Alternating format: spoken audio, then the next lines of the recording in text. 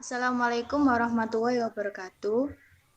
Di sini kami dari kelompok 4 dengan anggota saya sendiri, Ita Uswatin Masruroh dengan NIM 048, Maulidatul Musyarofah dengan NIM 078, Nur Halimah Syadiah dengan NIM 086, dan Andrea Stefano dengan NIM 081. Di sini kami akan mempresentasikan video tentang domain afektif untuk memenuhi tugas mata perkuliahan evaluasi belajar dan pembelajaran. Next.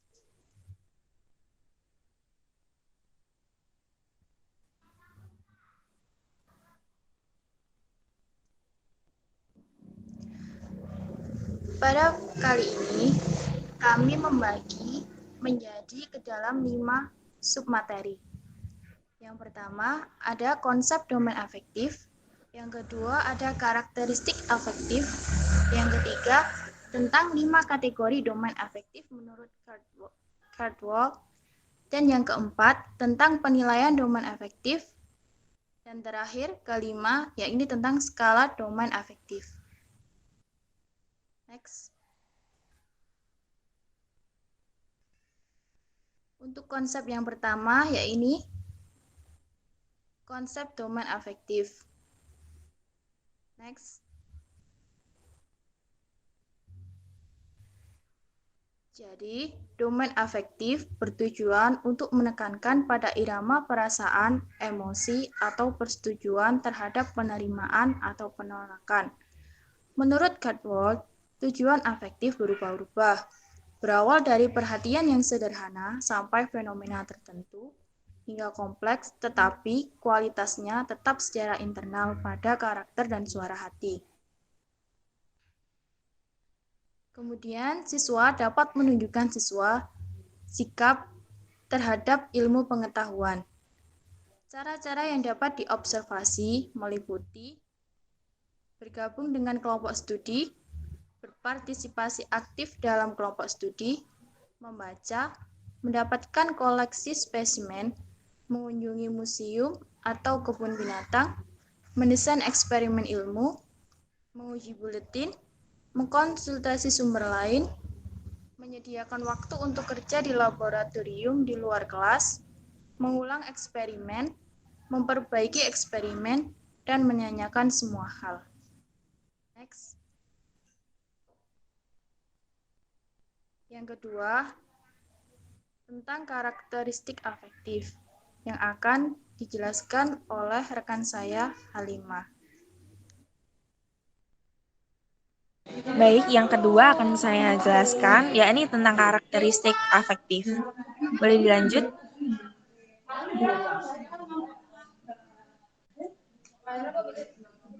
Dalam proses pembelajaran terdapat 4 tipe karakteristik afektif yang penting, yaitu yang pertama ada sikap. Sikap merupakan suatu predisposisi yang dipelajari untuk merespon secara positif atau negatif terhadap suatu objek, situasi, dan konsep atau orang.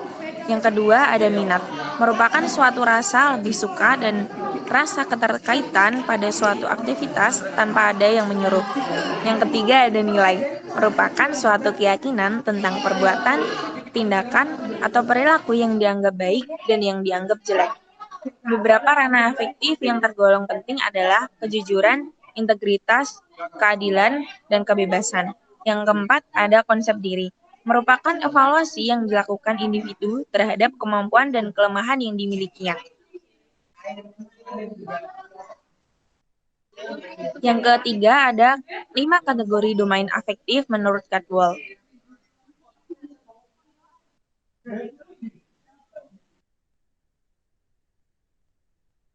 5 kategori domain afektif tersebut, yang pertama ada receiving or attending, terkait dengan menerima stimulasi dari luar yang diberikan kepada siswa. Receiving atau attending dibagi menjadi 3 kategori. Yang pertama ada kesadaran, yang kedua ada kesediaan menerima, yang ketiga ada mengontrol atau memilih perhatian. Yang kedua ada responding, terkait dengan reaksi yang diberikan oleh seseorang terhadap stimulasi yang datang dari luar. Tingkat ini dibagi menjadi 3 kategori. Yang pertama ada persetujuan, yang kedua ada kesediaan menjawab, yang ketiga ada kepuasan menjawab.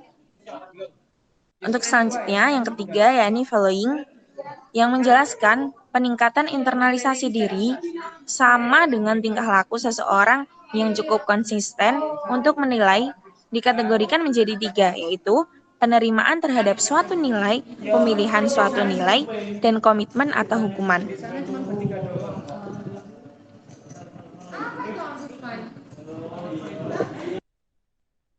Yang keempat ada organization.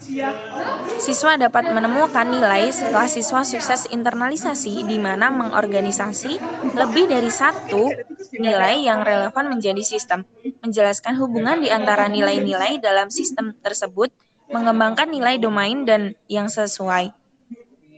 Menurut Caldwell, organisasi dibedakan menjadi konseptualisasi nilai dan organisasi sistem nilai. Yang kelima ada characterization by a value or value complex. Tingkatan ini dibedakan menjadi generalisasi set atau menggeneralisasikan dan organization of a value system, yakni organisasi sistem nilai.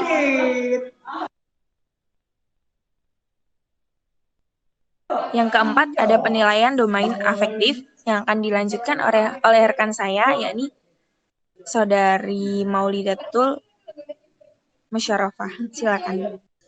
Baik, di sini saya akan melanjutkan dari rekan Halimah. Yang keempat, kita membahas penilaian domain afektif. Domain afektif yaitu yang pertama, satu, pengamatan langsung.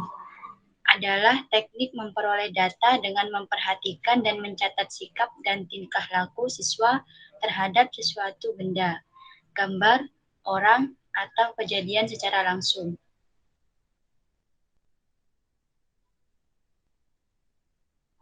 Yang kedua yaitu wawancara.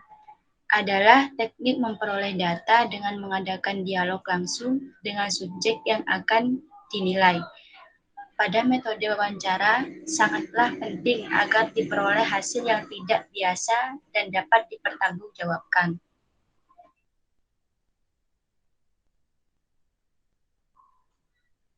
Yang ketiga yaitu angket atau kuesioner. Adalah teknik memperoleh data menggunakan perangkat pertanyaan atau isian yang sudah disediakan pilihan jawaban, baik berupa pilihan pernyataan ataupun pilihan bentuk angka. Yang perlu diperhatikan dalam metode ini yaitu daftar pertanyaan haruslah disusun dengan kata-kata yang sederhana, jelas, dan sesuai dengan tingkat pengetahuan responden. Yang keempat yaitu teknik proyektil. Adalah teknik memperoleh data melalui tugas atau pekerjaan atau objek yang belum pernah dikenal oleh siswa. Yang kelima yaitu pengukuran terselubung. Adalah teknik memperoleh data melalui pengamatan tentang sikap dan tingkah laku seseorang di mana yang diamati tidak tahu bahwa ia sedang diamati. Selanjutnya akan dilanjutkan rekan saya yaitu Andreas. Terima kasih Maulida. Kemudian yang selanjutnya nomor 5, skala domain afektif. Dalam domain afektif ada beberapa skala yang dapat digunakan untuk memperoleh data dalam pengukuran sikap. Adanya skala ini bisa sangat membantu dalam pengukuran sikap responden. Yang pertama ada skala Likert. Skala Likert merupakan suatu skala penilaian dengan rentangan alternatif jawaban dari yang sangat positif sampai sangat negatif. Contohnya seperti sangat setuju, setuju, ragu-ragu, tidak setuju, dan sangat tidak setuju. Berikut adalah contoh dari skala Likert.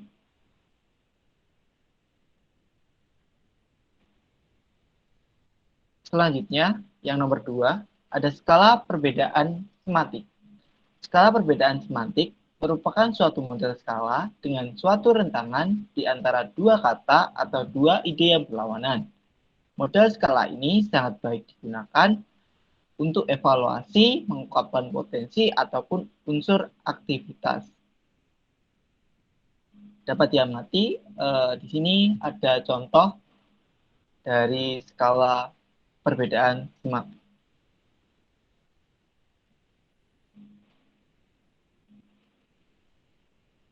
Selanjutnya, yang nomor 3, ada skala Thurston. Skala Thurston pada dasarnya hampir sama dengan skala Likert. Hal yang membedakan kedua skala tersebut adalah jawaban responden pada skala Likert berada pada rentang tingkatan setuju sampai tidak setuju. Sedangkan pada skala Thurston berada pada rentang tingkatan sangat baik sampai sangat buruk.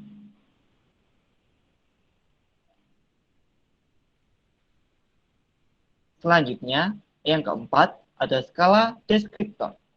Skala deskriptor merupakan suatu skala yang mendudukkan objek yang diukur pada urutan yang berjenjang seperti skala Likert.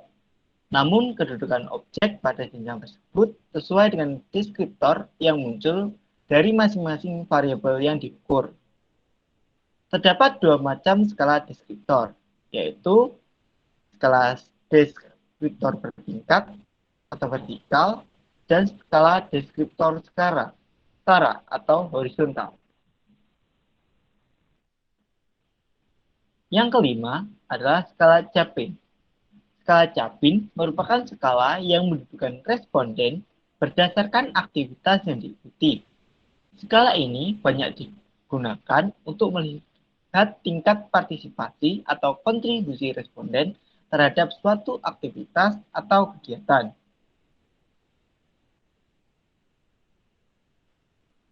Dan yang terakhir adalah skala Bogardus. Skala Bogardus merupakan skala yang digunakan untuk mengukur sikap seseorang dalam hal berinteraksi dengan orang lain. Contohnya, menanyakan sikap seorang kulit putih terhadap orang kulit hitam, atau sikap seorang warga negara terhadap warga negara asing, dan lain-lain. Demikian adalah presentasi dari kelompok kami tentang domain afektif. Bila ada kurang lebihnya, kami mohon maaf dan wassalamualaikum warahmatullahi wabarakatuh.